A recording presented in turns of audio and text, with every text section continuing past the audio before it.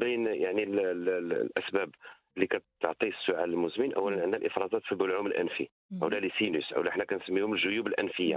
نعم. دونك كاين بزاف ديال الغدد في الجيوب الانفيه اللي هما لي سينوس اهم. والحلق اللي كتفرز اللعاب اهم. بشكل يومي. إمم. فهمتي؟ نعم.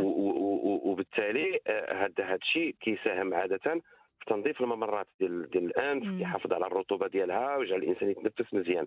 وبالتالي اذا كانت الافرازات كثيره لسبب ما، اهم. منهم يا اما الحساسيه او الالتهاب المزمن او التقيحات، هنا هذه الافرازات كتولي كثيره. وهذه الافرازات ملي كتمشي يعني في الظهر ديال كنسميو حنا لو بالي او لو فوال دو بالي، اهم. ملي كتمشي في الظهر ديال الحلق الحلق. وكتهبط اهم. كتهبط على الاحبال الصوتيه، هي إمم. اللي كتعطينا ذاك الشعور بالسعال.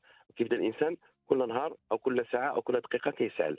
اهم. هذه اول حاجه. اهم. ثاني حاجه الاصابه بالربو، إمم. الضيقه. الدقة. نعم. الضيقه حنا عندنا شائعه بزاف بزاف. في نعم. المغرب، وهي من بين اكثر الاسباب الشائعه للاصابه بالسعال المزمن، اهم. سواء كانت عند الاطفال او عند البالغين. اهم.